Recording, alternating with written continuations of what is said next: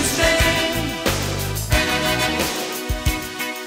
We must be working for the skill trade.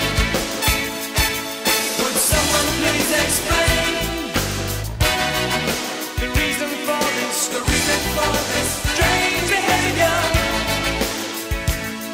in exploitation's name? We must be working for the skill trade. Would someone please explain?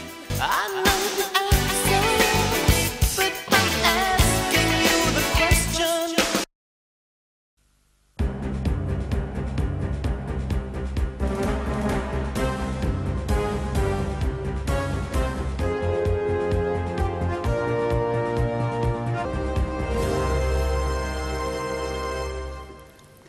Good evening. Welcome to tonight's On the Edge with me, Theo Chalmers. Well, in tonight's show, I'll be talking with a very special guest, an investigative journalist and co-author of a controversial book on the death of Princess Diana on that summer night in Paris in 1997. It's called Princess Diana, The Evidence.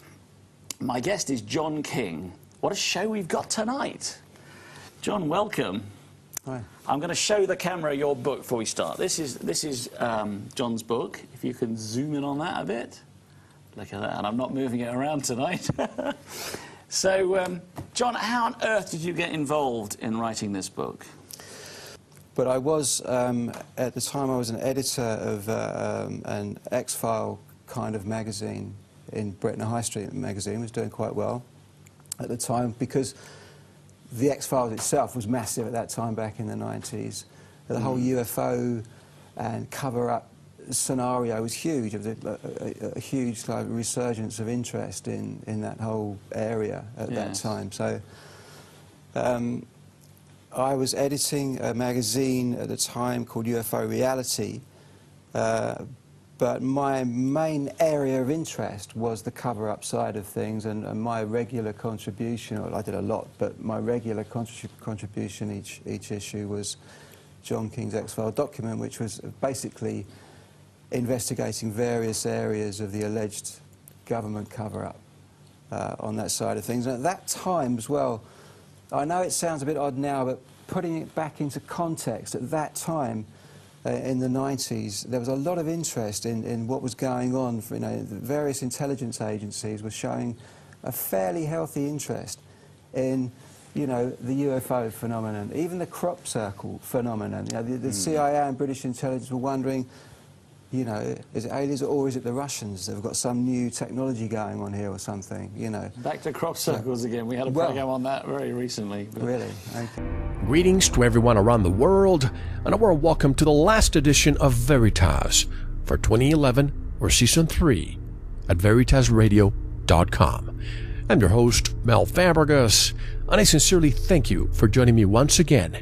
Tonight's special guest is Colin Andrews. We'll discuss the crop circle ET connection, consciousness, 2012, and a few other important topics. I would like to welcome Colin Andrews back to Veritas. Hello, Colin. Welcome back. How are you? Thank you very much, Mel. It's great to be with you again. It's been a while. It's been almost 2.5 years, Colin, and we've corresponded for the last couple of years. And so, I have also spent time with people, CIA contractors, who had infiltrated the crop circle community. I don't want to go into that any more than that. It's simply because I have already had some difficult discussions as a result of some things I've said about that, and I just don't feel to give myself any more pain. Do you think the royal family knows more than they're led to believe? Oh, I feel certain they do. And it was just an extraordinary situation. The information I was given was pretty extraordinary, and it related to Prince Charles in particular, who has had many UFO experiences. And is that right? Yeah, absolutely. I did not know that. No, I don't think it's public knowledge. It's clearly the pain this person was going through to tell me, and the reason that I was told that this person was breaking some ground to put it into the public side, that somebody out there, out on the outside world, should know about it, is that, I'm going to say she, it was a she, was with Prince Charles and a number of other people that we don't know, but they were royals down the chain a little bit, very close to where I lived, very close. And this extremely large craft came over the town of about 35,000 people. I know this place very well, by the way, in England. And there was a very low-level rumbling, just that deep rumbling sound. The ground was vibrating. It came up and it swiveled like, it was described to me as a radiator, like an oblong radiator with these flutes, these heating flutes down like a radiator has, radiator panels. This was a very, very dark color. It rotated over the town, cantilevered in front of Charles. These people were diving under the hedges. This thing was so big. She said to me that if this thing ever decided to land, it could take an entire town with it. And she said, it terrified everybody concerned. And she went on to tell me that Charles himself, and who knows, Mel, somebody in the royal household could be listening to this now. I have had my contacts, and I still have backdoor if they're wanting at any point to convey more on this. We don't need to go further in public than it ever needs to go. But the thing about it was that Charles himself, seems like many abductees do, seem to have some tagging of some sort, that there is a reason why, which we don't understand, why an extraterrestrial species returns time and time again. He certainly, in the royal family, does seem to be the person that an interest is shown in. I was told that, again, this senior person within the royal family was aware of a particular place I know myself, I can't say, where he visits quite regularly.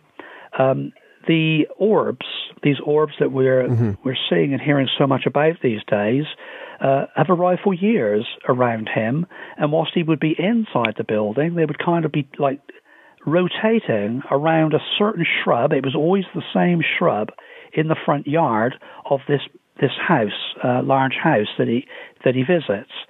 And, it was like it was its place to be waiting, and before he came out. He's had one particular encounter with an extraterrestrial himself. It was described to me in some detail. It was absolutely sworn that no detail with any name should ever be put out, and I've never done so. This is the most I've ever said about it on any media. And of course, as much as I like you and your program, it would not be sensible or fair to the person who went to great pains to get this out into the public sector to declare any more than that. Dates, times, and other names wouldn't be very helpful to anybody, and I think would actually endanger this person. One of my meetings with her, I can say now because my mum and dad have both passed away, but one of these meetings was arranged in my parents' home, and she was taken there. She got herself there through a route that we had not planned. She was the only one that knew it, so that she wasn't followed there. And whilst she was with me, my father came into the room and tapped the door, and they had left us, of course, alone throughout the meeting, but came in to say that there was a vehicle on the other side of the road with about 20 aerials on it, blacked out windows, was clearly putting a dish antenna focused right in our window. So it is very likely that whilst she thought that she had not been followed, and she was. Thank you, Steve, and thank you, Cheryl. Well, I was obviously looking at the banner as all of us entered the hotel, and it's really basically why I'm here. As we see, it's basically about lies on the ground. But I am here to take, well, certainly to give you a different story, to the official explanation of the British government's involvement in the crop circle phenomenon. So we're back, we can tail it down a little bit here. This was my first actual, I had already corresponded up through to the Queen, to the Nicholas Ridley, Under Secretary of State in the Thatcher cabinet, but there was a lot of internal work going on with my Member of Parliament, as you can see here, David Mitchell. This is when we were looking, still being denied by the way, everything that came out of the official sources in England through the media was that they're not involved. Well, I mean, here I am showing them around the circles now, and then I'm invited to show Prince Charles and Diana around, and it goes on and on and on. But it isn't put out there for what it's worth. The Queen, head of state in the United Kingdom, and Prime Minister Margaret Thatcher, the Duke of Edinburgh is seen below. This is now, incidentally, an extremely sensitive situation in Great Britain, and I will, of course, in respecting my homeland, be making my way through this with respect and carefully just stating some facts. I had to deny allegations, this is the official report we're back to, I had to deny allegations that the Queen and Prime Minister Thatcher had expressed interest in the phenomenon, and that various high-level meetings were taking place to consider the subject. Well, I think you've already seen some, but we've got to go a step further here. This is a letter to me from the Queen, written by Julian Lloyd, who is her land agent. Sorry, what have I done? Whatever happens now, this is my fault. Sorry, this is not my computer, so I'm... Okay, I think we're back on course. Just coming in closer so that you can see it. This is to me. Thank you for your letter of the 2nd of May, which has been shown to the Queen.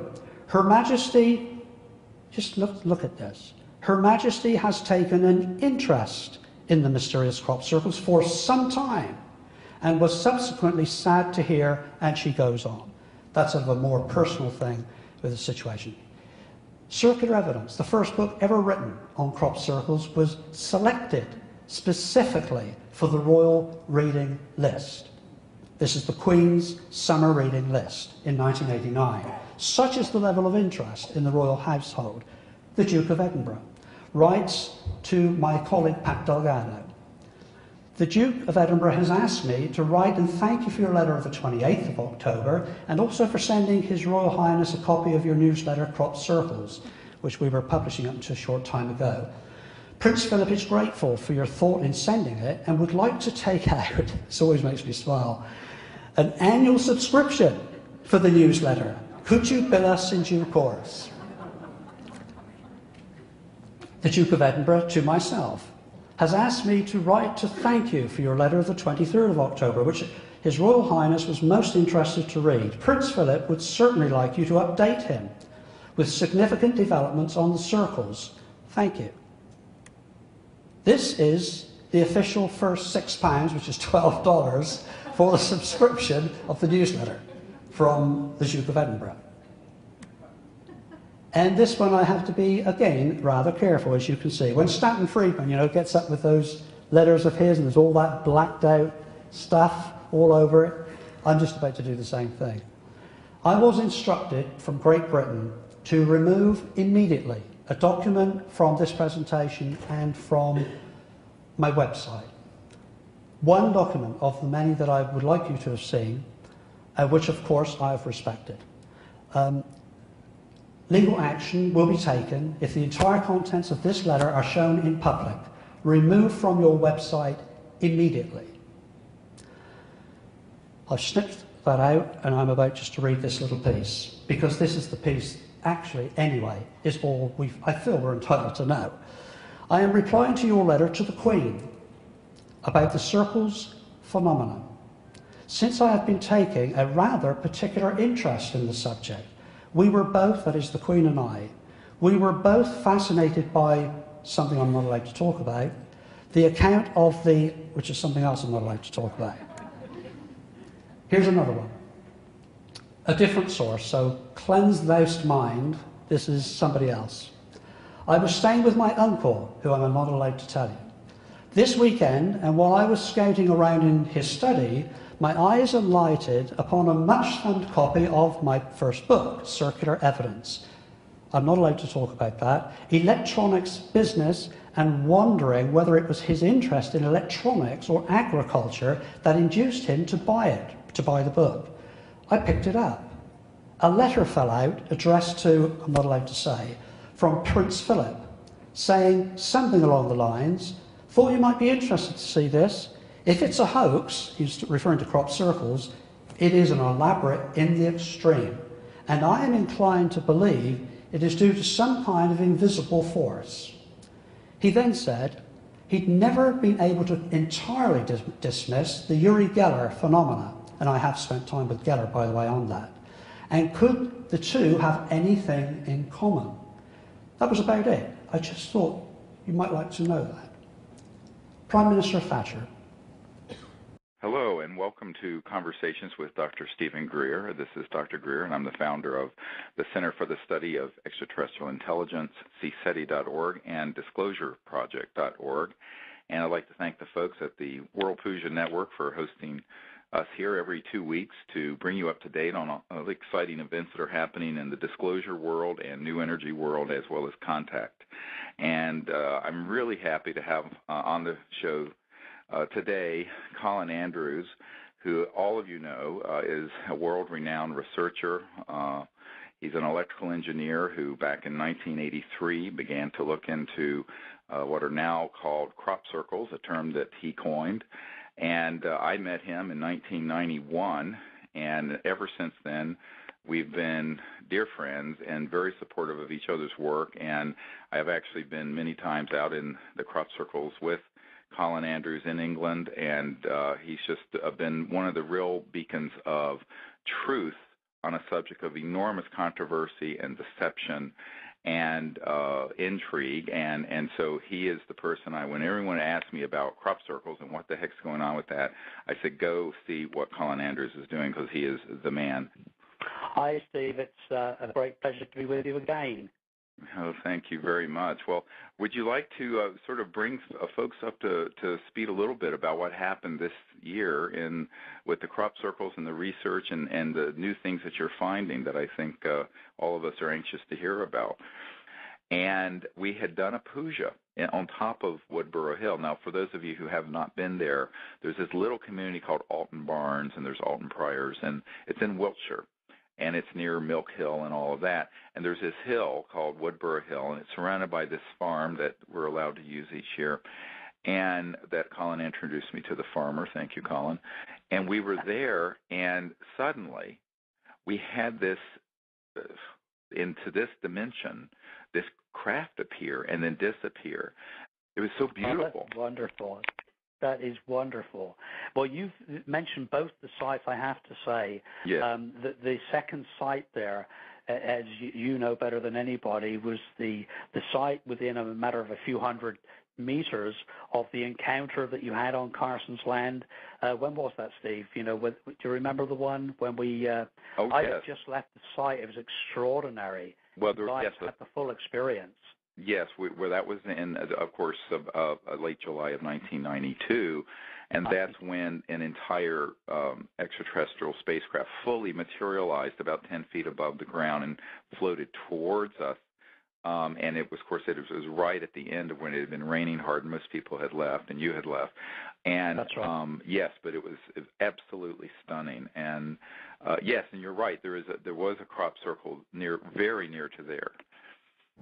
Let's see. I want to go to those of you who didn't. Oh, this is interesting. These images here. I showed some of these yesterday, but they're worth showing. And we went to the United Kingdom, to England, to the crop circles, and this object in the center, we're in the very center of a crop circle, appeared over. You can see how it kind of came in here. This is my head here. And it came in, and in a series of just a few seconds, Emery took these pictures, great pictures. These are no flash, regular high-speed setting. Here it is again. And this is extraterrestrial. They're not fully materialized, but we could all feel it, and our electronics were going off. One of them started going off in sort of a cadence, sort of a bum, bum, ba bum, bum, bum, ba bum, bum, bum, ba bum. We recorded it. And often when we're approaching an area, we do have a lot of military reconnaissance and choppers that are coming around us. There will be ET vehicles that are our guardian ships. These are guardian vehicles.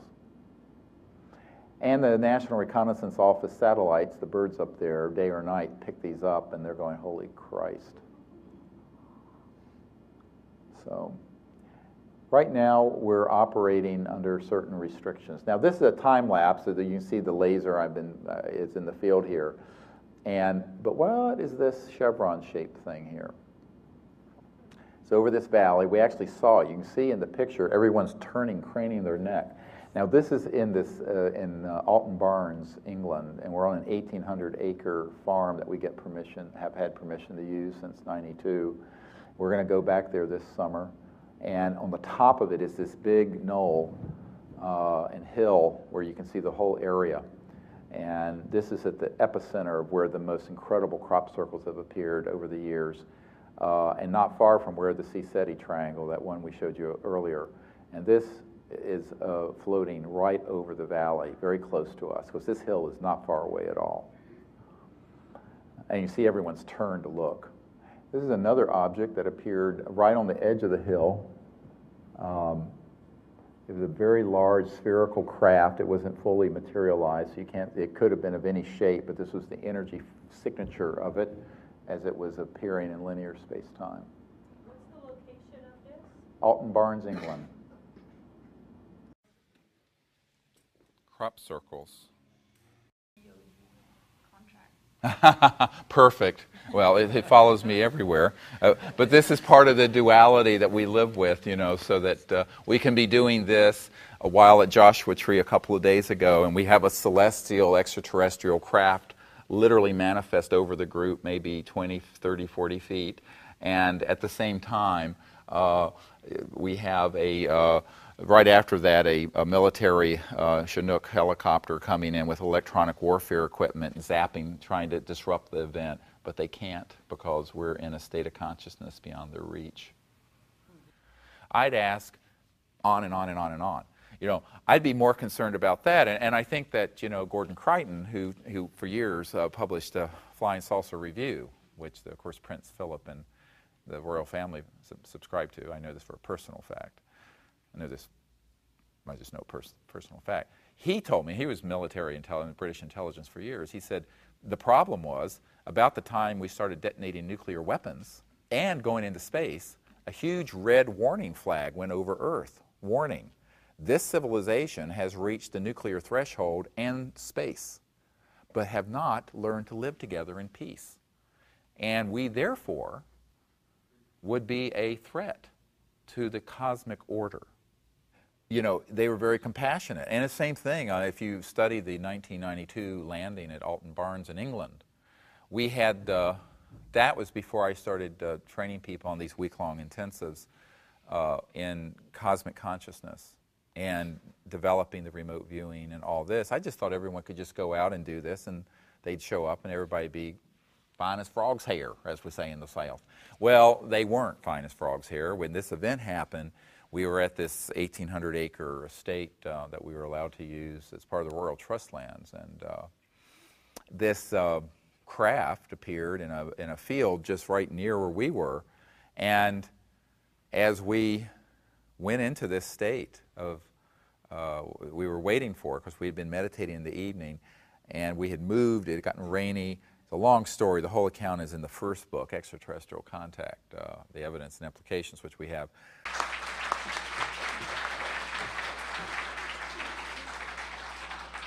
Thank you very much. It's great to be here in the National Press Club again. We're at the 12-year anniversary of the Disclosure Project launch here in 2001.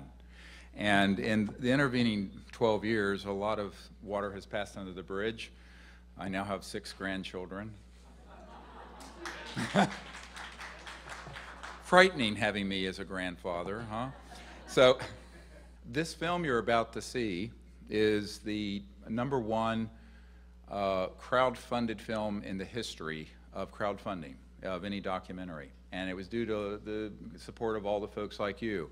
There are no investors in this film. It's a documentary about disclosure, contact, and free energy. And the purpose of it is to bring out to the public the truth that has been withheld from us for so many years. In the run-up to this, I want to just provide an overview of some of the folks that we've been involved with meeting with and providing briefings for over the last 15 years or so. Via the Rockefeller Initiative, which all of you know about now, President Bill Clinton and his wife, First Lady Hillary Clinton, CI Director James Woolsey, Admiral Tom Wilson, the head of Intelligence Joint Chief of Staff, with whom I visited for a couple of hours. It was a 45-minute stand-up briefing that went on for over 2 hours. An astronaut, Edgar Mitchell, was there with me, as well as some other Disclosure Project witnesses. That was in the 90s, before the Disclosure Project was known publicly.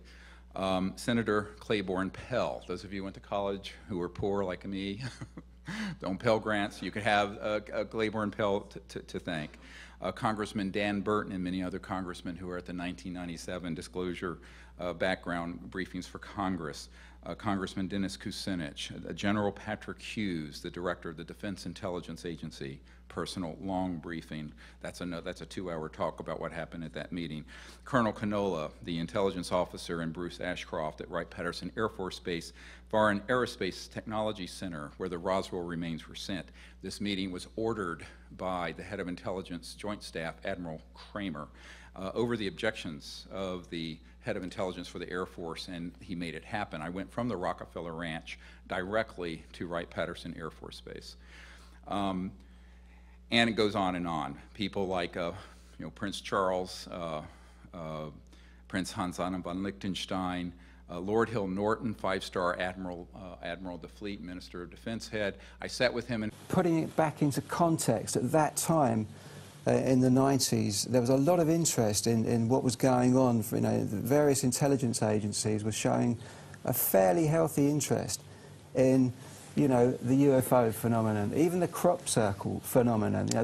And it was just an extraordinary situation. The information I was given was pretty extraordinary, and it related to Prince Charles in particular, who has had many UFO experiences.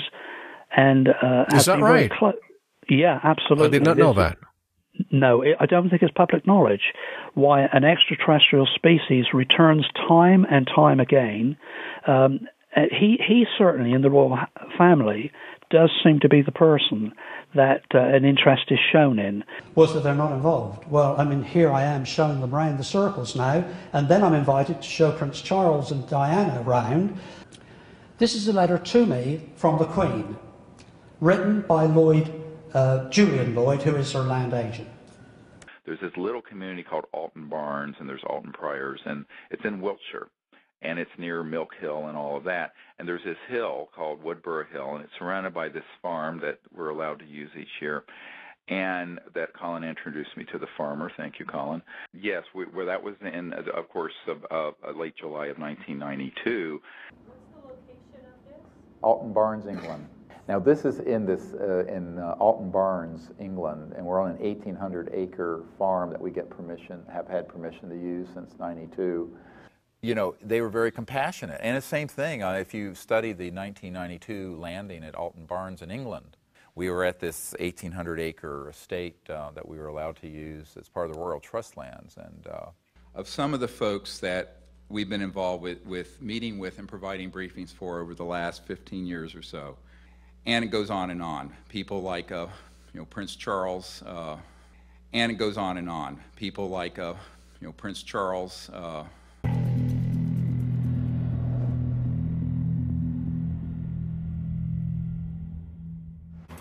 In 1992, jobbing journalist Andrew Morton was propelled into the world's spotlight by the publication of his sensational book, Diana, Her True Story. And I met him in 1991, and ever since then, We've been dear friends and very supportive of each other's work, and I have actually been many times out in the crop circles with Colin Andrews in England. In early 1991, as Morton researched his next book on the monarchy, a rumour began circulating around newspaper offices.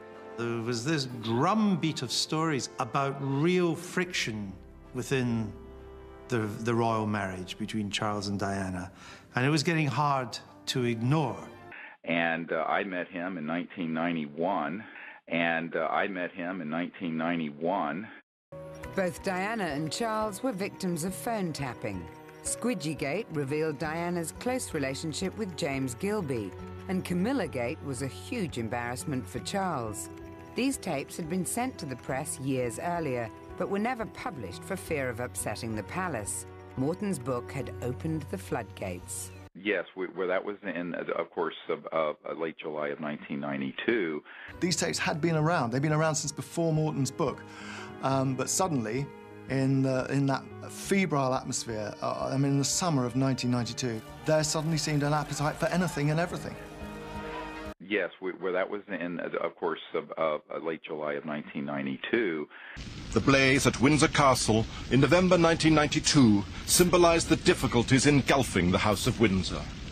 The royal family was under siege because of its cost and the lifestyles of its junior members.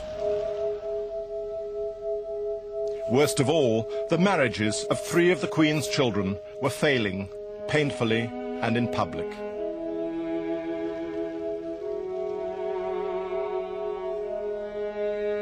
And now this. By now, she'd served 40 years on the throne. But when the government suggested the repairs should be paid for from public funds, there was a storm of protest in the media. I have to admit, I completely misjudged the way people would react. I was astonished at the press campaign. Windsor Castle belongs to the Queen, therefore she should pay for it. Well, I suppose in a sense, Windsor Castle belongs to the Queen. Of course it does. But the Queen can't dispose of it. She can't sell it. And I thought, frankly, it was a very miserable and mealy-mouthed response. It just seemed so mean-spirited and out of character for the British nation. 1992 is not a year on which I shall look back with undiluted pleasure. In the words of one of my more sympathetic correspondents, it has turned out to be an annus horribilis. Actually, the next few years were rather scary. As a palace official said to me, it was one thing after another. The breakdown in the Prince and Princess of Wales's marriage was played out in the newspapers day after day. Private phone calls were published, and then on television, each of them admitted adultery. Finally, they were divorced, as were the Duke and Duchess of York. Today, on the Diana years, we revisit the next chapter in Diana's life, through rarely seen archive footage, and through many of her own personal music favourites of the time. It was one thing after another. 1992. Soon afterwards, Princess Diana's father died. Prince Charles's presence at a time of intense personal grief was distressing to Princess Diana.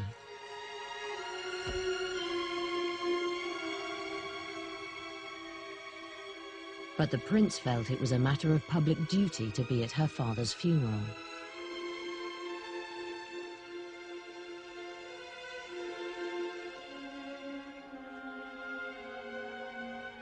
After the service, Prince Charles slipped away quietly on his own. Relations between the royal couple reached rock bottom. The royal family was under siege. 1992. Yes, where that was in, of course, late July of 1992. Welcome back to On the Edge with me, Theo Chalmers, and my special guest, John King. I apologise we're having a few problems with our graphics tonight, but hey, we are live, so that's just how it is. Now, I've read this book, and actually it is a really good book. I mean, it's fascinating from start to finish. And in it, you say that when he told you this, that he said to you that this death, this assassination, would be bigger than JFK. Yeah, that's right. Bigger than Kennedy. And there aren't many, are there? There aren't many that could potentially be bigger than JFK. In the event, I think it probably was, or as big as JFK. Yeah, and in the cold light of day, it's easy, and with hindsight, you know, you can look back and think, well, yeah, that was obvious then, wasn't it? But you didn't work it out, did you, apparently? Together. And I just found myself being more and more drawn into it, and I contacted also my agent at the time, my literary agent, just thinking that, you know, I didn't know who else knew that I'd met this guy more than once, and I didn't know who else knew what he told me. I started to get, you know, I suppose, veering towards, you know, paranoid about this, because I didn't know who else knew that that we'd met. I didn't know who else knew because of his claimed situation, where he, you know, who he's working for. So I contacted my agent. Do you know who he's working for? He said he was a CIA asset. Yeah, okay. Yeah, former American Special Forces veteran, and so that's what I did. I'm kind of reliving it now, and I was just confused and concerned. Yeah. So, but yeah, so around that time there was definitely, as far as I'm concerned, anyway. I mean, you can't prove these things, but we were certainly told that around 95. I've got to just say, that if you can hear anything, there is actually a rather large helicopter right over the studio right now, making a lot of noise. Pure coincidence, I'm sure. Okay, carry on, John. She did say she might die in a helicopter accident as well. And at the same time, we have right after that, a military Chinook helicopter coming in with electronic warfare equipment, zapping, trying to disrupt the event. Final subject here. This is a text from Carl from Reading. Has John received any threats or been warned off? Good luck, Carl from Reading. I can't say I've received any specific physical threats, and I don't really want to get too paranoid about one or two things that happened that possibly, but certainly... Like that helicopter? Like that helicopter, yes. A rather large helicopter. A military Chinook helicopter coming. Certainly about getting the book published, that was very strange. We've been gagged is what's happened, Theo. We've been gagged. We've been silenced and... On the 15th of October 1986, covering a royal visit to St Thomas's Hospital in central London, Morton met someone who would change his life forever. Diana was opening a scanner, and she was shown around by a guy called Dr. James Colthurst. It was clear that he was more than just a doctor, he was a good friend of hers. The radiologist was a long-time member of Diana's social circle. They'd met as teenagers on a skiing holiday. And Morton realized this doctor could be a contact worth cultivating. I invited him out for lunch in the time-honoured way. We started playing squash together, and we developed something of a friendship. Over the next 5 years, the doctor gave Morton lots of help as he developed his career as an author specialising in the monarchy. James had helped me with this kind of frothy lifestyle book called Diana's Diary, and actually, Diana liked that book.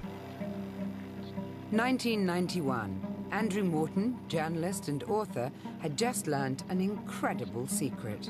He'd listened to a tape in which Princess Diana revealed her private misery. This could be the greatest royal scoop ever.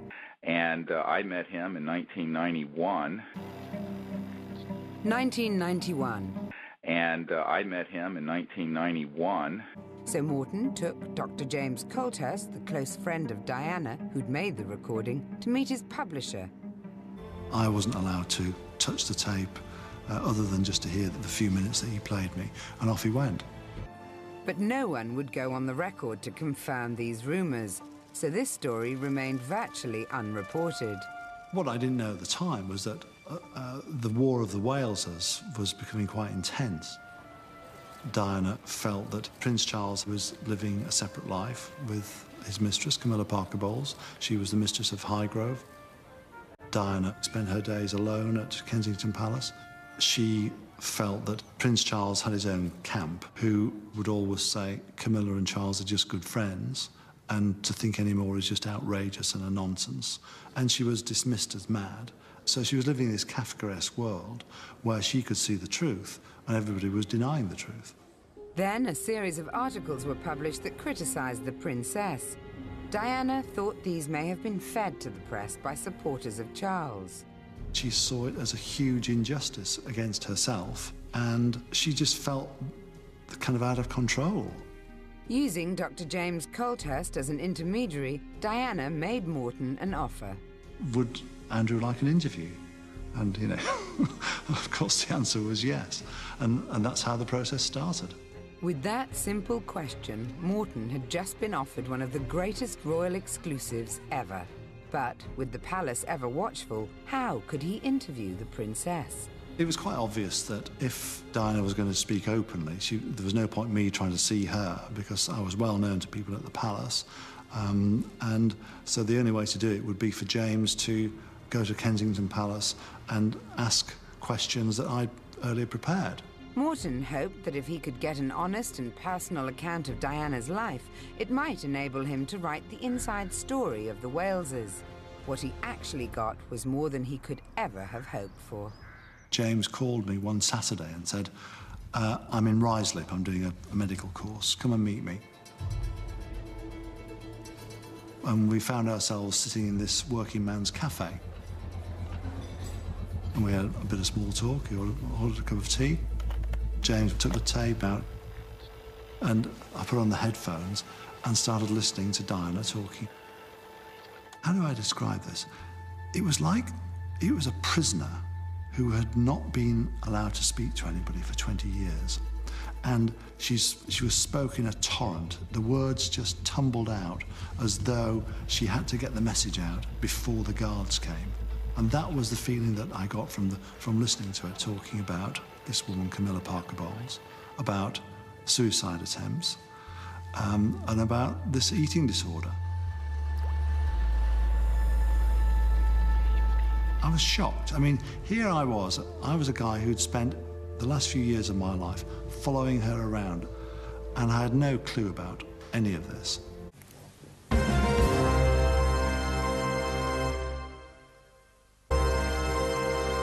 Welcome back to On the Edge with me, Theo Chalmers, and my special guest, John King, author of Princess Diana, The Evidence. I don't know, but what I do know is that Camilla Parker Bowles was involved in a near-fatal accident about 6 or 8 weeks prior to Diana's accident, and it was a very similar scenario. She was driving alone in her car, and she suddenly, mysteriously lost control. This is exactly what happened to Henri Paul. This is exactly what Sir Ranulph Fiennes says happened in the scenario he recounts. That also involved a character named Sir Peter Horsley, who was a former equerry to the Queen, an air marshal, very high-ranking officer. I did a presentation, this is going back about 13 years, I think, 13 or 14 years, in England, and I won't say where because, you know, it just keeps to the information here. I did it. It was a public presentation. It was quite a size and, you know, quite a big one. And at the end, a person came up to me, I would say about a 55, 60-year-old person, and asked if I would kind of just walk outside somewhere quiet, and they wanted to talk to me about something. I could see this person was not your... Well, my judgment was that this is a person who's come to see me, not to so much listen to what I just had to say, but this person's got something they really truly want to say. There was that kind of air about it. And so I went outside, and it was very obvious that this person was absolutely afraid to be seen in my presence, but needed me to know something.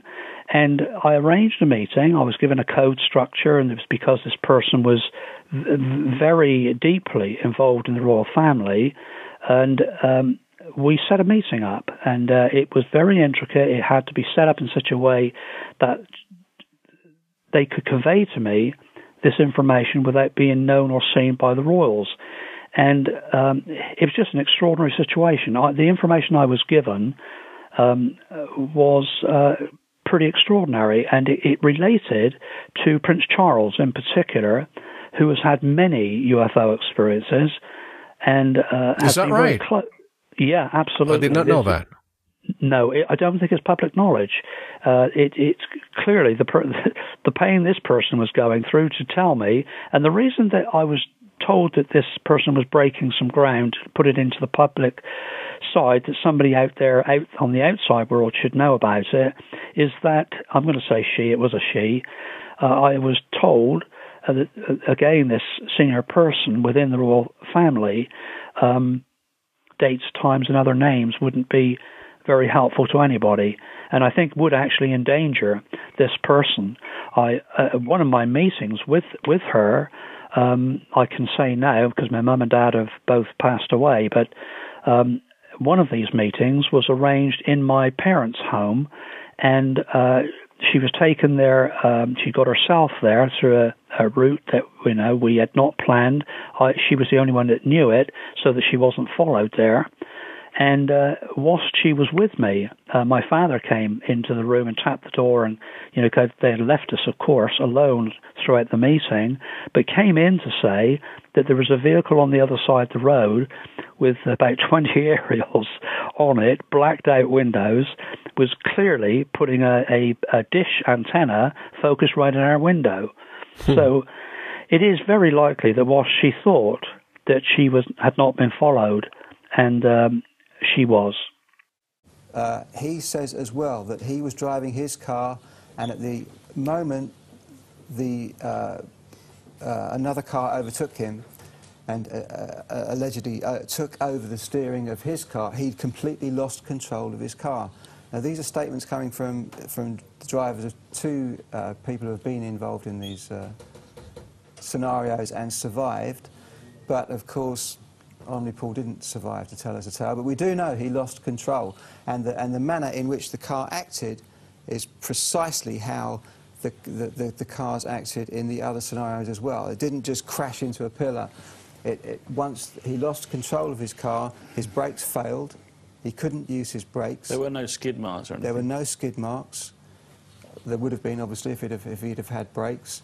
His brakes failed, and he swerved one way, then the other way, and then back again into the concrete pillar. And that is very specific. There's a very, very specific manoeuvre, because that's exactly what happened to Sir Peter Horsley as well, and in the case of Camilla Parker Bowles.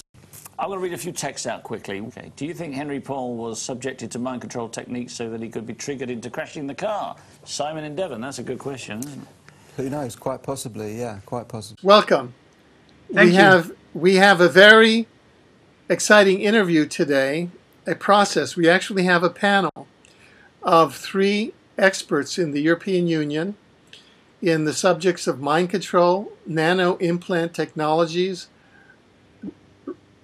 robotization of humans, neurological weapons torture, gang stalking, and this entire allied subject matter. They are Magnus Olsen, Melanie Ritschan, and Dr. Henning Vita of the European Coalition Against Covert Harassment. Welcome. Thank you. Thank you. We're now going to bring on Melanie Ritschan, who is the public relations director of the European Coalition Against Covert Harassment. Welcome, Melanie. Thank you, Alfred, for having invited us to your show. Oh, this has been my pleasure and my education. You really wanted to focus on directed energy and neurological weapons of torture and abuse, and talking about the silent Holocaust. Could you begin to talk about that? Yes. So it was important for me that our viewers understand what actually these victims of these remote influencing technologies are going through, because it's important to understand, I think, that it really is torture. In fact, what we have realized is that most of these victims either underwent surgery and then woke up and realized that they were subjected to some kind of radiation, or had either vaccines or some kind of injections, because right now it is really easy to implant somebody. All you need is a needle, basically. So, I mean, I can, from my experience, but it's very much alike that what other victims report, is that I had indeed in 2008 surgery, and when I woke up from this, very soon afterwards I realized that my body was actually extruding some foreign material. I think the plan is really, from what I see, the amount of victims, and also the victims they get, every time they get younger. I mean, we had in these tests, we had children of 5 years of age being implanted. I mean, emitting radio frequency. So then what we're doing in the European Parliament to actually, get their attention and to prove this is with ISAC, the International Center of Against Abuse of Covered Technologies. What we're doing, I don't know if Magnus and Henning explained this before, is that we do radio frequency scans. We offer this free of charge. Any person that thinks that he or she could be victimized with this technology can come to us, and we're scanning these people for radio frequency emissions. We did this last year in London. We had about 40 people that came, and over 50% were positive. And actually the method is that we do a preliminary scan. People that are positive, we then ask them to help us to provide medical imagery in form of an MRI scan, CT scan, or digital panoramic X-ray, whatever it may be, to see if where we found the emission on that specific body point, there's something what we call an unidentified bright object, which is basically an implant, to see if that matches up. And then the third phase, and this is what we just did in Belgium, and where the people actually, the members of the European Parliament were very interested in, because it's some kind of proof that this is happening, is that we tested these people again in a Faraday cage, basically in a controlled environment. And the people that came up positive in our preliminary scan in London did also come up positive in the Faraday cage. So we could prove that the emission really came from the body of the person. And we had about 15 victims that we tested. And then we also had a control group. These were people that had generally no symptoms, that were generally associated with electronic terrorism, because it is terrorism to implant a person against their consent and then torture the person with this technology. They didn't have any symptoms, signs or symptoms, and the frequency counter read 0, and there was nothing that could be measured. So I very much insisted on having this control group, because to substantiate the findings. With this result, we went to the European Parliament and we submitted them. We showed the member of Parliament of the European Parliament that we met, showed them these results, and when they saw this, then the decision was taken that we should testify in front of the Libby Committee, which is the Committee for Civil Liberties, Justice and Home Affairs, and that's what we're just doing. So it's some kind of proof that we have to basically lobby with the members of the European Parliament to create such legislation.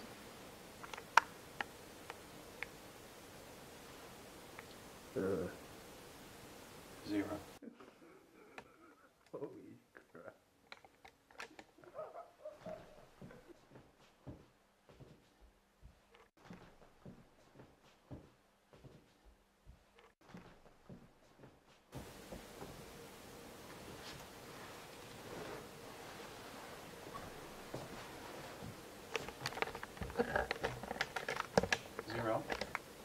Just a second. Which is One second. Yeah, I got it. Yeah. One other question. We found very close links between the British and the City of London bankers, that is the bloodline banking families, the Rothschild and 13 families, because they're all part of the Illuminati. Is that something you found as well? Yes, but we don't like to talk about it in this forum because it is on a level which is not so easy for everybody to access. I see. Especially Sweden is a very suppressed country. I see. And if you come on that level, and perhaps that's not only humans being interfered, then people say you are crazy and don't buy anything from you.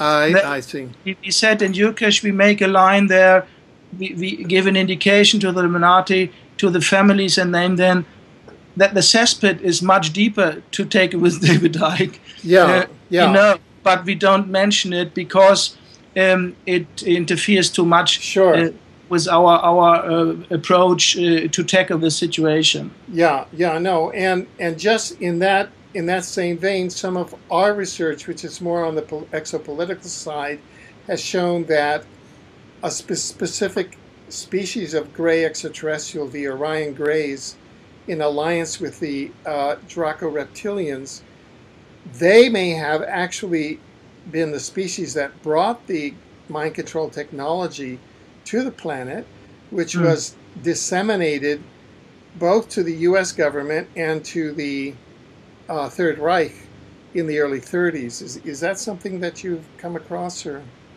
one other question. We found very close links between the British and the Dutch monarchies.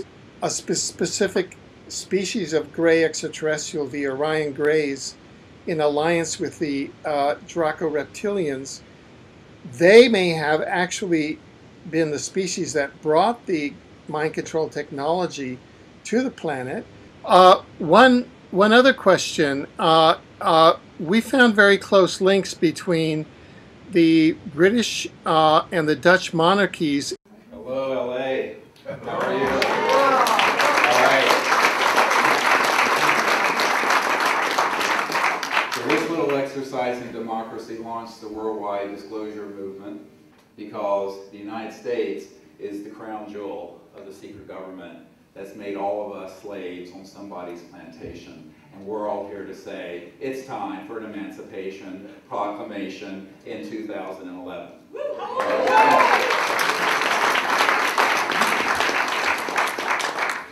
Many of you know that since 1992, in the summer of 1992, there suddenly seemed an appetite for anything and everything. 1992, I have been providing briefings to senior members of the United States and other governments, the United Nations Secretary General, and people like that. And this is what got the attention of the head of Army Intelligence in 1992. 1992, an annus horribilis.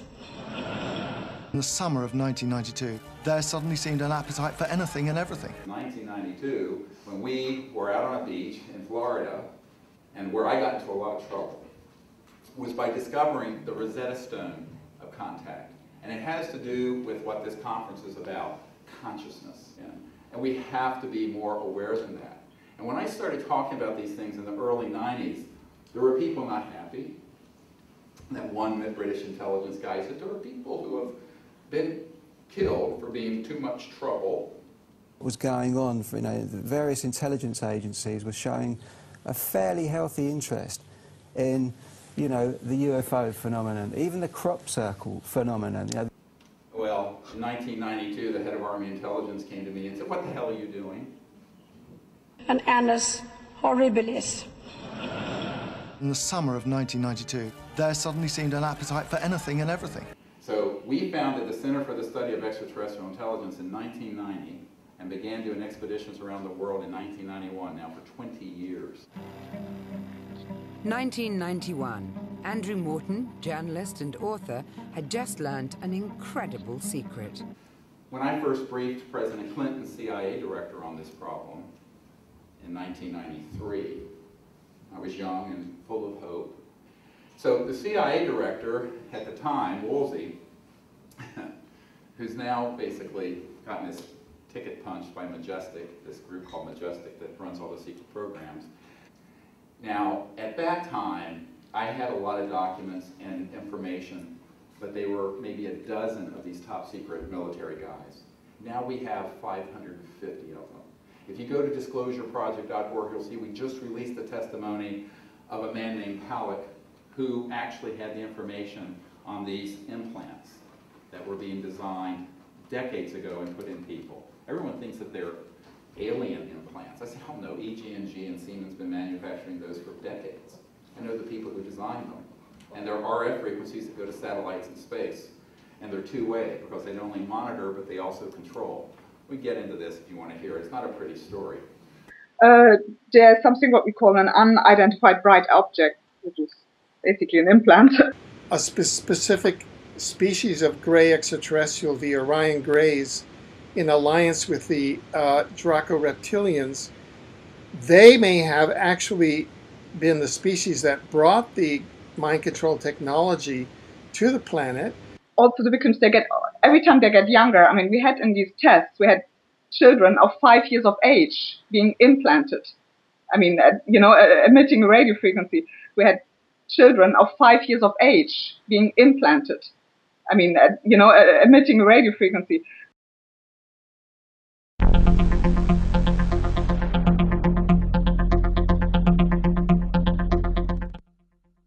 BASIS is a series for the researcher. Previously, we have featured many who have discussed mind control. Now we travel to Norway to seek experienced, qualified medical opinion on mind control and other matters with retired Chief Medical Officer from Finland, Rauni-Leena Lukanin-Hilda. I was in 91 in Moscow in a UFO conference, which was opened by General Popovich, Pavel Popovich, who is a cosmonaut. And the chairman of the conference was Dr. Ashasa, and I had no idea that he was the chief of and this is what was done. And now, in April, I was in the States, and the same thing happened. I mean, it was the highest military. There were colonels. There was Edgar Mitchell. He's, of course, come out with recent statements.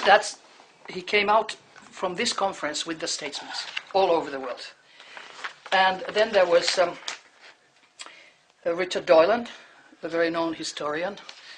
You may have heard about him. He talked about sort of a cultural schizophrenia when it concerns UFO question. Then there was Colonel Jones, and Colonel Jones, Scott Jones, is also a doctor. They were all doctors. They all had PhDs on that level. And he was saying that maybe in 2 years, they are hoping that, the field opens officially. And Why? He mentioned... What's the background to that? Well, he was saying that now there's enough evidence, military evidence, which they can show. And he was mentioning that Norway could be one of the candidate countries where things come out. We'll see. What's the connection with Norway specifically that they would want to do that? I don't know. He didn't mention that, but I thought Norway is a NATO country, and Norway is very much involved with American military. So that could be that they don't want US to announce it. So who do they come to an ally? Maybe. Yeah. But I have no idea. Do you think there's an ET facility within Norway? I can't say, but I do know that they have a lot of mountains in Norway, and they have military involvements inside the mountains. And we have one of the largest HARP-type transmission systems in Norway. That's right. It's in outside of Tromsø, the biggest HARP type of thing, part of ASCAT system. What's that exactly? ASCAT system is the system going from Tromsø, first Svalbard, Tromsø, Kiruna in Sweden has the headquarters of the whole system, and then in Lapland, in Finnish Lapland, in Sodankylä. And, when they blast electromagnetic fields, so it goes through all of Europe. And do you think that's a form of mind control? Oh, it can be used for mind control, of course, like HARP.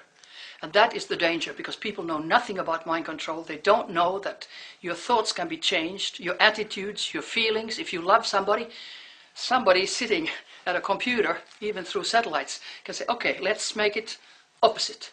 And you start just detesting the person who you love. You can't be in the same room, you feel uncomfortable. I think this is terrible because you're making people into biological robots. Yeah. And then these school shootings, we've had 2 times now in Finland. For me, it was totally clear it's mind control. In the UK, we had Dunblane, and also we had Hungerford in the United Kingdom. It's clear. It's totally clear. They pick out young men who have troubles, maybe psychological troubles, because that's a good camouflage. And then they start beaming a frequency of hate, hate. And all of a sudden, you know, a normal man, young man becomes just a monster and shoots school children, teachers, whatever. But it's very dangerous, I've found out, especially in the States, to combine mind control and ufology. Because, of course, there's spaceships. I mean, there's absolutely military, you know, films and evidence, and not only films. I mean, they have alien bodies, and they have done autopsies, etc. in the States, and probably in Russia too. But there's also mind control technology which makes people think that they have alien contacts. They hypnotize them from remote, and they can see. How does that work? Can you explain how that works? How they can do that?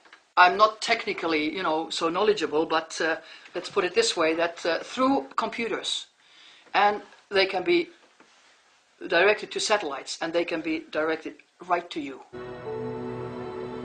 In death, as in life, Diana, Princess of Wales, aroused intense feelings. Many thought her one of the greatest figures of the 20th century. Others dismissed her as an attention seeker or a curse visited on the royal family. In recent years, much has been made of Diana's childhood unhappiness. When her marriage to Prince Charles broke down, his friends told writers that Diana's behavior suggested a serious mental illness, one that had begun with her parents' divorce and had later ruined her marriage. One writer who has received many briefings about Diana's behavior from Prince Charles's circle is Penny Junor. I believe that Diana was suffering from a severe psychological disorder. And I think that she had this disorder when she went into the relationship. I think she had it. She developed it as a child. But those who knew Diana at the time tell a different story. Diana's childhood was extremely happy, contrary to so many versions. I did not notice anyway that the instability which she showed later started in her childhood. No, definitely not. I'd certainly never noticed it. In 1991, Andrew Morton wrote detailed stories about Diana's marriage.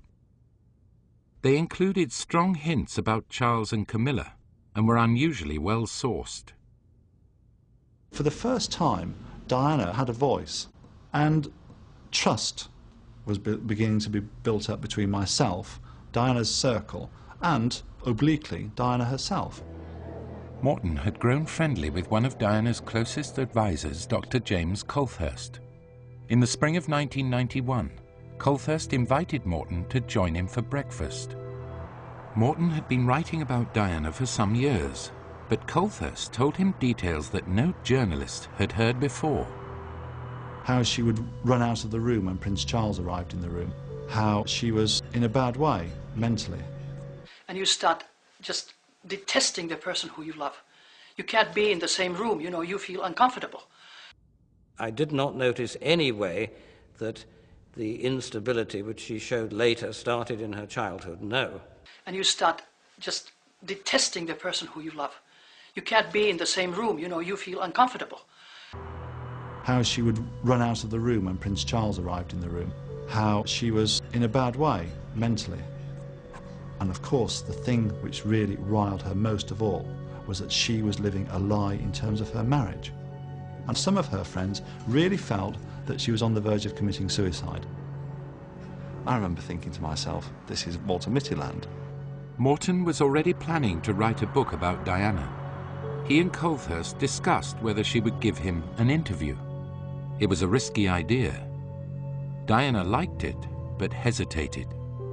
And so Colthurst suggested that she consult a friend of his, James Colthurst, who was a good friend of mine at the time, approached me out of the blue and said, how do you fancy doing an astrological reading for Diana?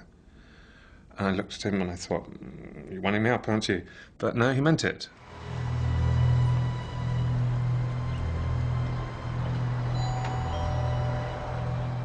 One afternoon, Diana came to James Colthurst's house for the first of 2 consultations with Felix Lyle.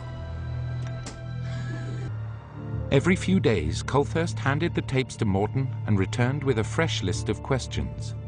He said, I got the whole thing rolling. The whole thing was rolling. The information was being gathered. She gave a lot. James was the centerpiece. He was the linchpin for the whole thing.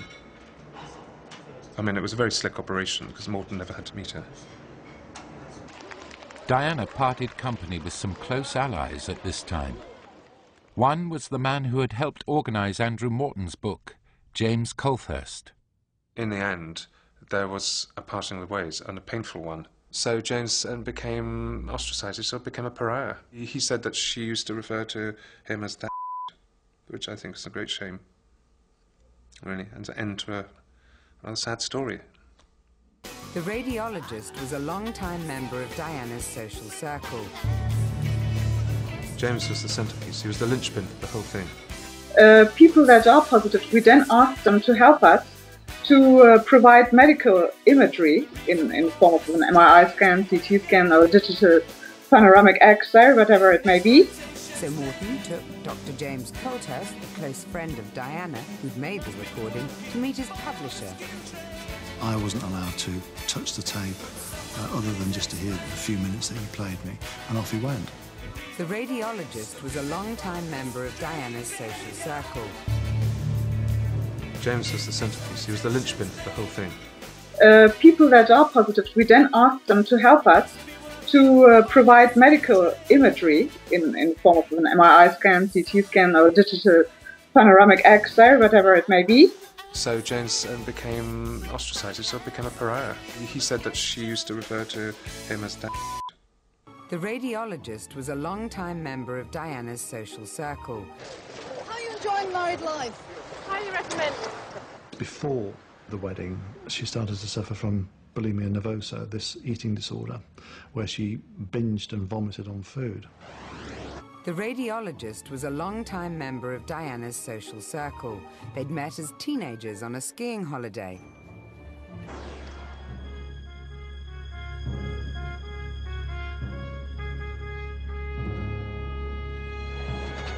Have you cooked a breakfast yet?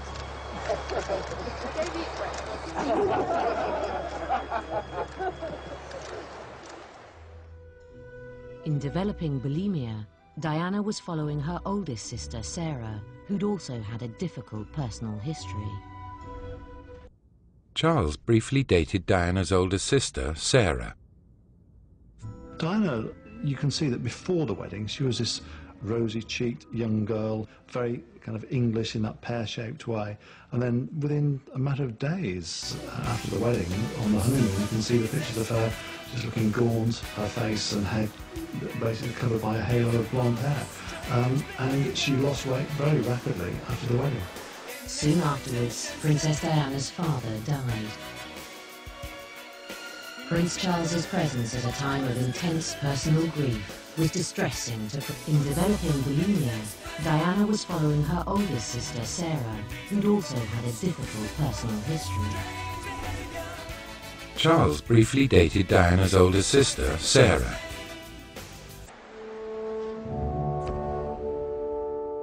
Prince Charles was already becoming aware of his wife's bulimia and apparently tried to help in vain.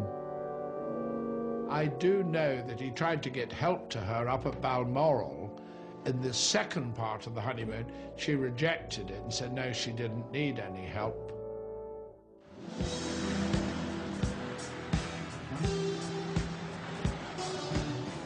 Soon after the honeymoon, Princess Diana was back in London and became a client of the famous fashion designer Bruce Oldfield.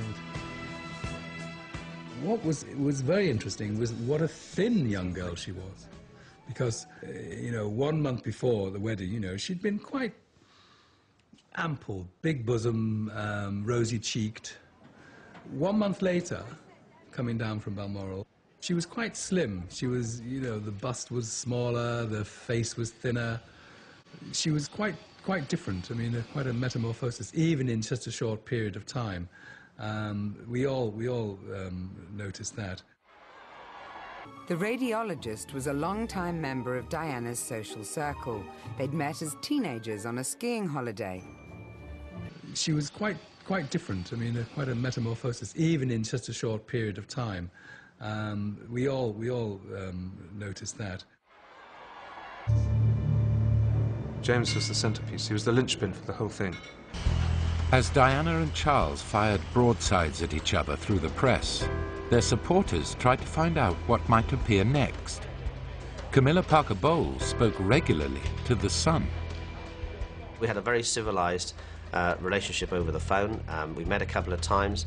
She really became a very, very, almost like an unofficial advisor, if you like, or unofficial shield to all the gossip. And I think in hindsight, and this is not any kind of insult to her, she got as much from me as I got from her, because every time I called her, I would tell her, well, you know, you've heard this, and this is incredible.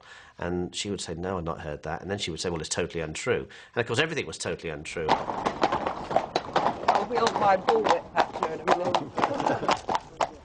I don't know, but what I do know is that Camilla Parker Bowles was involved in a near-fatal accident about 6 or 8 weeks prior to Diana's accident, and it was a very similar scenario. She was driving alone in her car. Clearly, the pain this person was going through to tell me, and the reason that I was told that this person was breaking some ground to put it into the public side, that somebody out there, out on the outside world should know about it, is that, I'm going to say she, it was a she. Camilla Parker Bowles spoke regularly to The Sun. She really became a very, very, almost like an unofficial advisor, if you like, or unofficial shield. Buenas tardes, mi amigos. All right. A lot of people wonder why I have been involved now with energy systems and trying to bring out the new energy systems for a new civilization on this planet. 11 years ago, after we determined that the President of the United States, multiple of them, had been denied access to these projects, that at least one of them had been murdered over this issue. I have a document to this effect, and I know 2 of the people who set up the logistics who killed Jack Kennedy. I know them personally. They're old guys now. That they have lied to the Senate Intelligence Committee. They have deceived your government, the European Union, and even high officials in the United Kingdom and in the British royal family that I have connections to. The medical term biopsy, take a piece. They take a look at your soul, and they want to see if you're a stand-up guy, a good person, and you're not going to go along with a criminal enterprise. They're not going to tell you.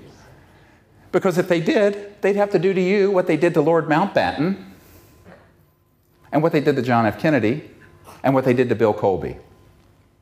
They would have killed you. So they protected you by keeping you out of the loop. He said to you that this death, this assassination, would be bigger than JFK. And what they did to John F. Kennedy, they would have killed you. Yeah, that's right, bigger than Kennedy. And there aren't many, are there? There aren't many that could potentially be bigger than JFK. In the event, I think it probably was, or as big as JFK. Yeah. A rather large helicopter. A military Chinook helicopter coming. A rather large helicopter. They would have killed you. Good evening. Welcome to tonight's On the Edge with me, Theo Chalmers. Created a second series taking his ideas on alien visitation even further. He is author, researcher and filmmaker Richard D. Hall. What a show we've got tonight. Richard, welcome. Welcome, Theo, and thank you very much for having me back on the show. Yeah, second time you've been on. Blimey. So you've got a new series. That's right, yeah. I think we better start by talking about your new series. Yeah, sure. I thought for this series that I would ask the experts their opinions, and I contacted several ufologists around Britain, and I got responses from 3. And the first person that I went to interview for the series is called Gary Heseltine. Right. Now, Gary Heseltine is a detective constable, and he has been putting together a database which features police UFO sightings.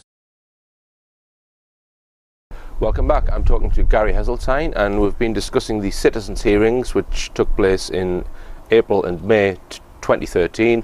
This is 5 days of hearings. 9 till 5, yeah. In front of 5 retired... Six, one former senator and 5 former congressmen and women. Right. Collectively, they had 80 years of public office service. The intention being to try and bring about a real congressional hearing in Congress. Yeah. Okay. A debate. A debate. For debate. But also that they wanted that the United Nations be approached. And apparently in 1979, when Grenada had the last debate, there's a motion that's still on the statute book that can be resurrected. But what it takes is it'll take a country to make a nomination to resurrect it, to have a debate. Right. So 4 of those 6 called for a UN. So we're hoping perhaps one of maybe the South American countries makes that mandate. So essentially there could well be an open debate about the best evidence at the United Nations. Welcome back to On the Edge with me, Theo Chalmers, and my special guest, Richard D. Hall. Just before the break, we were talking about President Eisenhower meeting with aliens. Yeah. Governments need to acknowledge this phenomenon. I mean, it's only been ever discussed once in the British Parliament properly. That was by the House of Lords in 1979. And I have a transcript of the debate, and it makes absolutely phenomenal readings. There were several of the Lords who were very, very well briefed on UFOs, take it from me. And if you read this debate, 9 out of the 14 Lords that speak, you can tell that they are in favour of a disclosure and of bringing the information out. But it was then just swept under the carpet, and it was never discussed in the British Parliament since 1979. I mean, I can read a little transcript here. This is the Earl of Kimberley. The United States and the USSR, this is a Lord in the House of Lords speaking in 1979. Because if they did, they'd have to do to you what they did to Lord Mountbatten, and what they did to John F. Kennedy, and what they did to Bill Colby. They would have killed you. I mean, it's only been ever discussed once in the British Parliament properly. That was by the House of Lords in 1979. And I have a transcript of the debate, and it makes absolutely phenomenal readings. There were several of the Lords who were very, very well briefed on UFOs, take it from me. And if you read this debate, 9 out of the 14 Lords that speak, you can tell that they are in favour of a disclosure and of bringing the information out. But it was then just swept under the carpet, and it was never discussed in the British Parliament since. To have a debate. Right. So 4 of those 6 called for a UN. So we're hoping perhaps one of maybe the South American countries makes that mandate. So essentially there could well be an open debate about the best evidence at the United Nations. Because if they did, they'd have to do to you what they did to Lord Mountbatten, and what they did to John F. Kennedy, and what they did to Bill Colby. They would have killed you. I don't know, but what I do know is that Camilla Parker Bowles was involved in a near-fatal accident about 6 or 8 weeks prior to Diana's accident, and it was a very similar scenario. She was driving alone in her car, and that is very specific. There's a very, very specific manoeuvre, because that's exactly what happened to Sir Peter Horsley as well. And in the case of Camilla Parker Bowles. My name's Gordon Crichton, and I spent a good many years in the British Foreign Service. He was starting to collect names, already for subscriptions. And 2 of the first requests we got were from the Duke of Edinburgh and from his uncle, Earl Mountbatten. Now, the interesting thing there is that in that same year, 54, this proves the interest that the Duke had in the subject. It was announced in the press that he had requested the British Ministry of Defence to give him a copy of every UFO report they had. So that shows his interest at a very early date. Naturally, the magazine went to him from then on, to the Duke, and is still going to him. In fact, I also sent it to Prince Charles. And, of course, it went to the uncle, Lord Mountbatten, until he was assassinated. But the interesting thing is that we do know that on the estate of Lord Mountbatten, which is in the south of England, down near Southampton, the estate is called Broadlands, that in the early 60s, I think it was the very early 60s, we published the story, the whole story. In the early 60s, he had a man working on the estates, a groundsman, I think, or working outside anyway. And this chap apparently one morning, it was winter time, there was snow on the ground, and he was coming in, and he apparently saw a UFO hovering, and I believe I'm right in saying he saw it land. And he was pretty shaken when he came into the house. So they took this man, whose name was Bridges, who had been in the British Army in the war. They took Bridges in to see Mountbatten, and Mountbatten asked him to tell his story, and pulled out a drawer and got a lot of different types of UFO photos out, and showed it to see, was it this one? Was it this type? And apparently Bridges indicated that one which was model, or more or less like it. I am certain that measures have been taken by agencies to terminate people who appear to be inconvenient or troublesome through knowing too much. I suspect that it has happened with at least one editor of Flying Saucer Review. Kennedy may have been engaged in a bit of a struggle with the CIA in attempting to get more information on the UFO subject. Now, if he was thinking of taking it up with the Russians, they may have thought this was a premature and very dangerous thing to do, and that might account for his termination.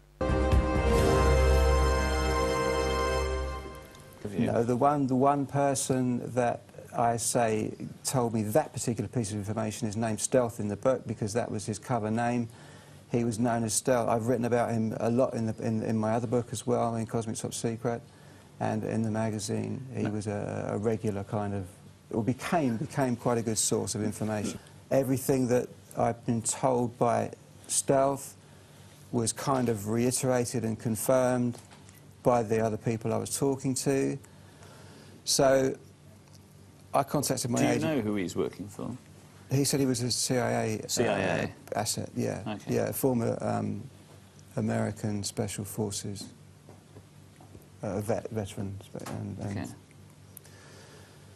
Yeah, and we found there's another note, same sentiment, effectively, that was lodged with her lawyer, Lord Mishcon, in November '95. I would say 1995, 6, 7.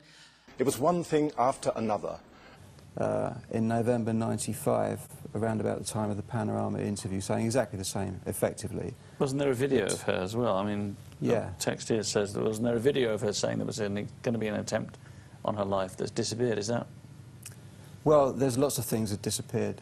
There were the letters as well that disappeared that were supposed to be put before the inquest that disappeared. They just disappeared.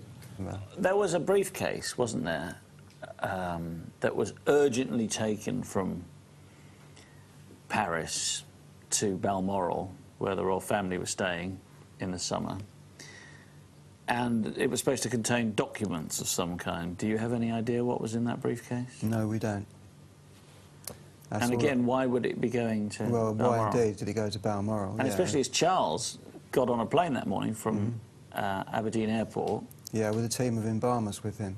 He had a team of embalmers too, just in case the French didn't get there first, yeah. So somebody wanted her embalmed.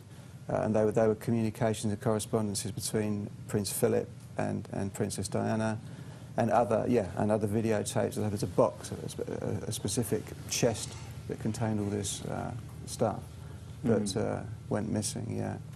Yeah. And of course, Diana said to journalists just a few days before, didn't she, when she was on the Jonical down in Sardinia, that you know, wait and see what I do next. What I do next will shock you, or words to that effect. Yes. And there's a lot of speculation then, you know, but of course once things turned rather sinister after her death, then of course, oh no, she didn't mean that, she didn't mean that, she didn't mean that. And they were communications and correspondences between Prince Philip and Princess Diana. I had to deny allegations, this is the official report we're back to, I had to deny allegations that the Queen and Prime Minister Thatcher had expressed interest in the phenomenon. That, you know, wait and see what I do next will shock you. Mr. Bassett. Thank you. I'm Stephen Bassett, and I'm a political activist. One of those people that if they're right, you hate them, and if they're wrong, you hate them. Right? All the time. That's the first point. The second point has to do with the Rockefeller Initiative. I invite all of the political media, all media in general, but certainly the political media, to look at the Rockefeller Initiative. It is one of the great stories in American history. It's one of the great political stories, certainly of this or any other time. It is filled with amazing people who are still around and still very powerful. At the time that Rockefeller approached, through his attorney, President Clinton, Clinton's one of his very key advisors was John Podesta. The chief of staff at the time was Leon Panetta. The wife of the president at the time was Hillary Clinton. A good friend of the family at the time, soon to be Clinton's Secretary of Energy, was Bill Richardson. And this event went on, or this initiative went on for 6 years. The press completely ignored it, as if, what's the news there? It's just a billionaire Rockefeller trying to get the president to release all the files on this phenomena, possibly put a letter into every newspaper in the country and release, and basically, and the truth embargo. There's no news there. On the other hand, when the First Lady Hillary Clinton decided to do a little role-playing regarding Eleanor Roosevelt, just to kind of get a sense of what it was like to be First Lady, the press went apoplectic. That was news. And I can tell you, there is an unbelievable political story that has never been told that exists between the moment that Rockefeller turns up in Clinton's Office of Science and Technology Policy and the election of Barack Obama and the selection of all the people that knew about the Rockefeller Initiative right into the administration, including Bill Richardson, who they tried to make the Secretary of Commerce. These connections are too extraordinary to be accidental. I believe that the story the press could find, which is just dripping with Pulitzer Prizes, is the fact that the Democratic Party at some level made the decision that they were going to be the disclosure party. He could not be the disclosure president, and yet Rockefeller turns up at his door, and it goes from there all the way through. There is a hidden backstory. And I would also say that the day that Rockefeller's attorney showed up in the office of this man that the military intelligence complex wanted nothing to do with, the alarm bells were going off all over the military intelligence world, in the basements and the darkest recesses of the underground facilities. Oh my God, Bill Clinton is going to be the disclosure president. And very shortly after Henry Diamond appeared and the Rockefeller Initiative began, and I remember it quite well because I was living in Washington, it seemed like the entire universe collapsed down on this administration, and they came under every conceivable attack you can imagine from every direction. As a palace official said to me, it was one thing after another. Of some of the folks that we've been involved with meeting with and providing briefings for over the last 15 years or so, via the Rockefeller Initiative, which all of you know about now, President Bill Clinton and his wife, First Lady Hillary Clinton, CI Director James Woolsey. And annus horribilis. It was one thing after another. And it goes on and on. People like Prince Charles. In the summer of 1992, there suddenly seemed an appetite for anything and everything. 1992. They went after mothers, dogs, cats, girlfriends, aunts, uncles, Travelgate, Troopergate, Porkbellygate, and it never stopped until he was impeached. It was one thing after another. And I remember press saying, at the time, I was listening to him comment, this is back around, I would say 1995, 6, 7. Certainly told that around 95 wanted to get rid of Diana. That had been on the table for some time. up at this, we're talking November 95, that was lodged with her lawyer, Lord Mishcon, in November 95, around about the time of the Panorama interviews. It was one thing after another. I would say 1995, 6, 7. I remember press saying, you know, the president has his problems and clearly he makes mistakes, but I don't get it. Why? What is going on here? What is this endless attack on this man and his wife and everything else? Why are they bottling him up so much? He's doing... And it goes on and on. People like, you know, Prince Charles... doing such a great job. He's got a great approval rating, but they're coming at him. There may be a reason that the press doesn't understand that Bill Clinton could potentially have been the disclosure president, and that wasn't acceptable, and he had to go. And when he won again, they became even more concerned, and so it goes. And then eventually Barack Obama becomes the president and brings all of those people from that time back to do what? Well, we don't know. What their major plans might have been were squashed because just a few weeks before the election itself, the entire economy essentially collapsed or was about to collapse because some people decided when they left the building they would take all the money with them. And she did get Clinton to agree to ban them, and then I'm remembering this from your book, That's but right. he then, as soon as she had died, went back on his word. That's right, yeah. She single-handedly persuaded President Clinton to effectively U-turn on US defense policy, and he upset an awful lot of people, you know, in the military-industrial complex in America and in the CIA, by taking a stand and agreeing to support publicly and officially sign the treaty, which was then going to be the Oslo Treaty, which would have banned the manufacture, sale and deployment of all mines worldwide. Yeah, 3 weeks after Diana died, Clinton gave a speech from the Oval Office saying he'd changed his mind. As I explained this morning, my name is Grant Cameron.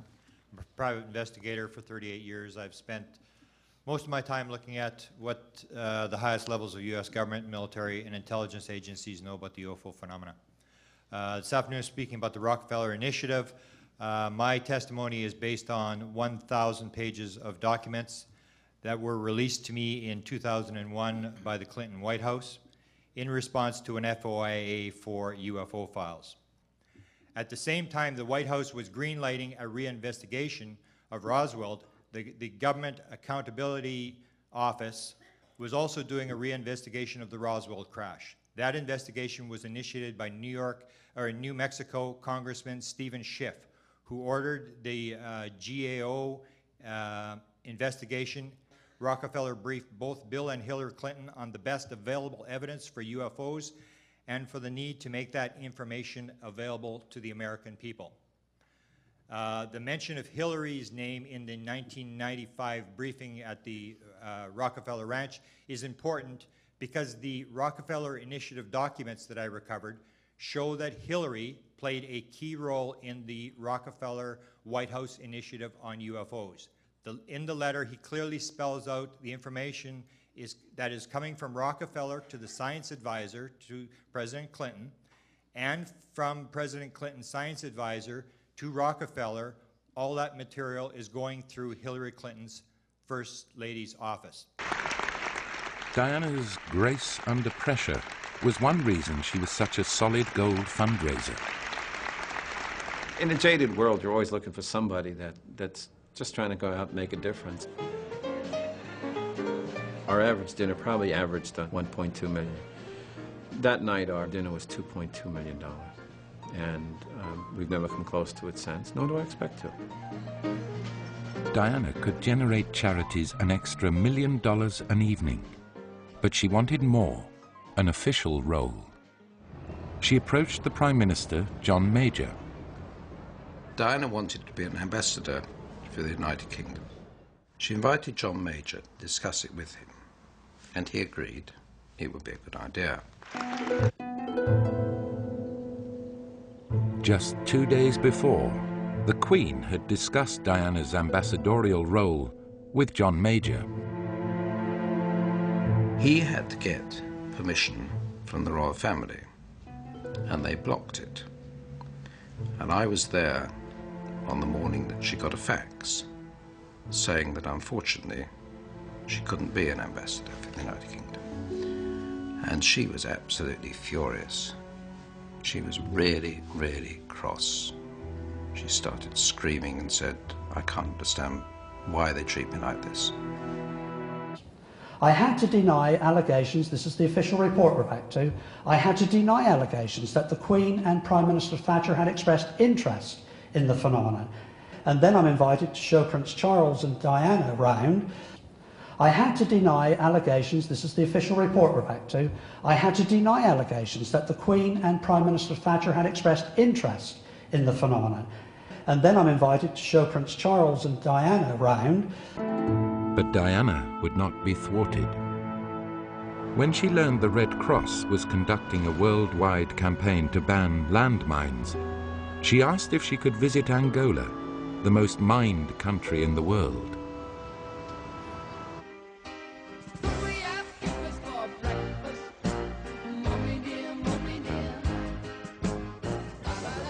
Breakfast at the White House. This highest-level engagement gave the prestige of her latest American visit a huge boost. A boost, too, for her electioneering host. That host, Hillary Clinton, paid warm tribute. This is one of the nicest British invasions that the White House has ever had. After Princess Diana's divorce, a new chapter opened in her life. Free of her painful marriage, she now appeared strong and healthy and abounding with new confidence.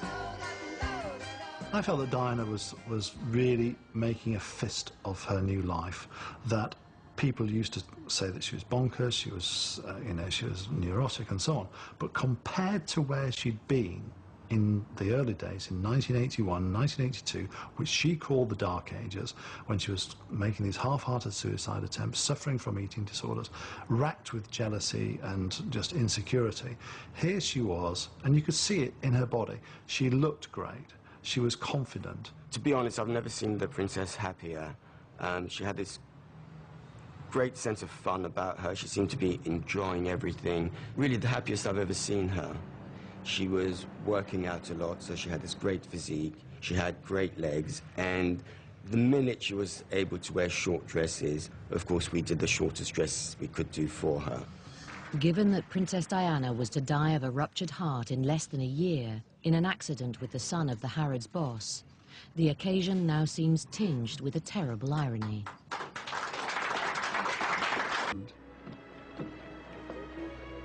Whatever the truth, it was the last time the couple were ever to appear together in public. Less than 6 months later, Prince Charles would be bringing her body home to England.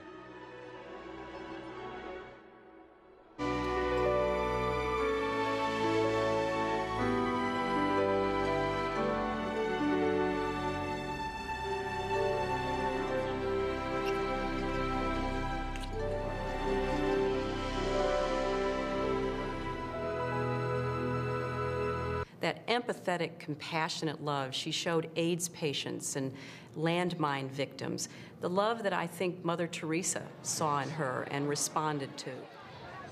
She was constantly striving to become better and bigger and more involved and to really challenge herself. She was really at the top of her game, it seemed to a lot of us, and there was no telling what she would do, how she would influence the world, and how she would use her extraordinary presence on behalf of causes and people she cared about, and whether she would now finally have some private happiness at some point in the future. Thank you for coming to our country. The mention of Hillary's name in the 1995 briefing at the Rockefeller Ranch is important because the Rockefeller Initiative documents that I recovered show that Hillary played a key role in the Rockefeller White House Initiative on UFOs. In the letter, he clearly spells out the information that is coming from Rockefeller to the science advisor to President Clinton, and from President Clinton's science advisor to Rockefeller. All that material is going through Hillary Clinton's First Lady's office.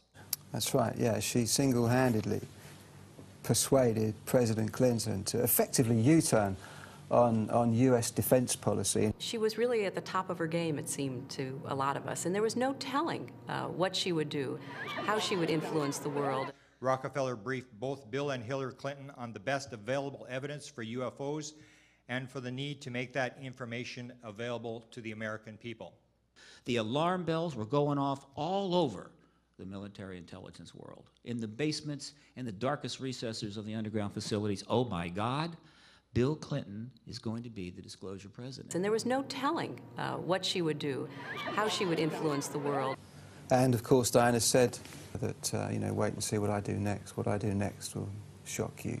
And he was saying that maybe in 2 years. And he was mentioning that Norway could be one of the candidate countries where things come out. At the same time, the White House was greenlighting a reinvestigation of Roswell. The Government Accountability Office was also doing a reinvestigation of the Roswell crash. That investigation was initiated by New Mexico Congressman Stephen Schiff, who ordered the GAO investigation. I am certain that measures have been taken by agencies to terminate people who appear to be inconvenient or troublesome through knowing too much. Yeah, 3 weeks after Diana died, Clinton gave a speech from the Oval Office saying he'd changed his mind. And he was saying that maybe in 2 years. And he was mentioning that Norway could be one of the candidate countries where things come out. Let's give a big warm welcome to Dr. Stephen Greer. Thank you very much. It wasn't until we came forward with the information about PLFs and ARVs. Everybody know what those are? Programmed life forms and alien reproduction vehicles.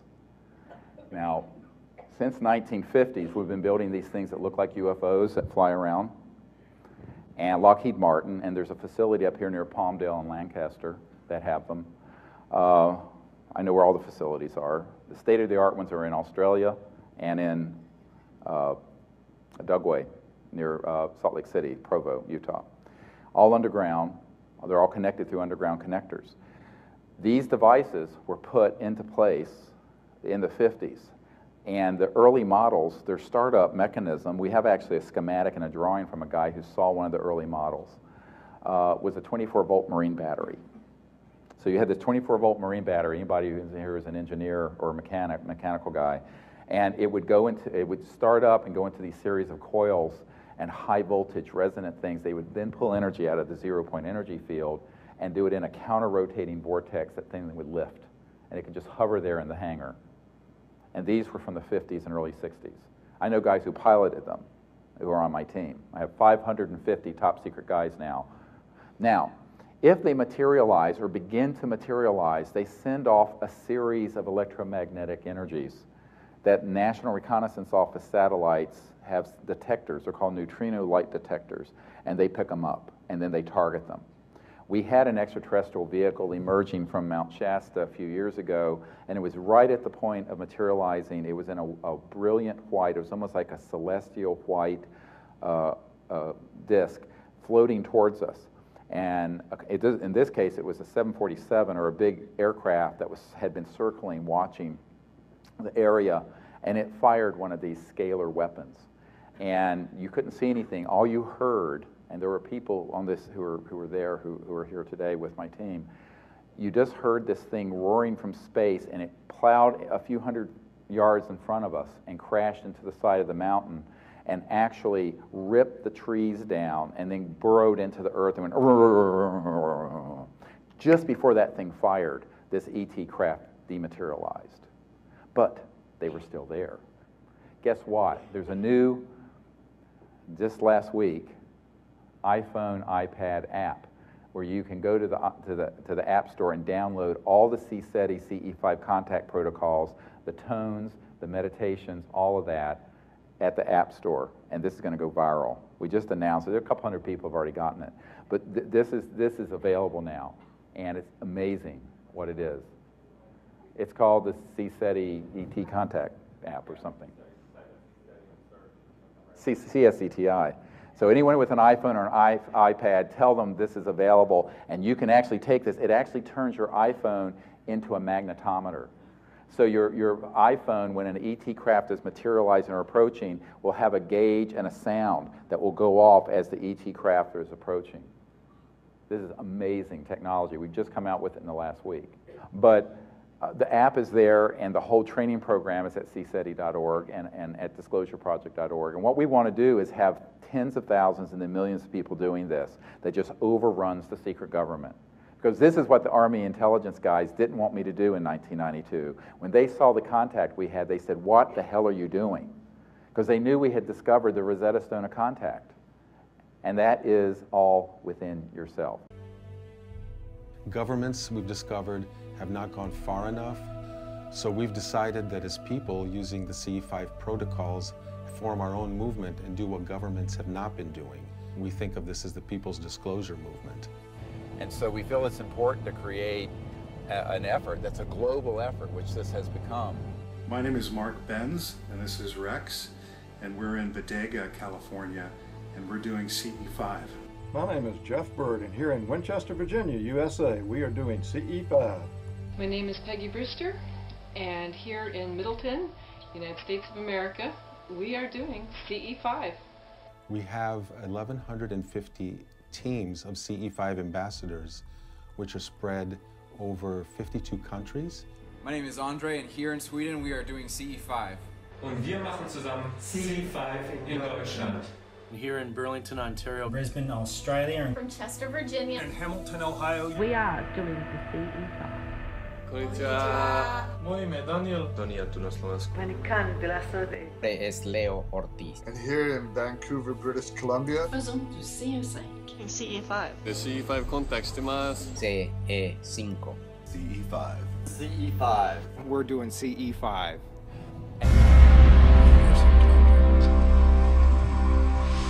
Se può sapere un segno di tutto.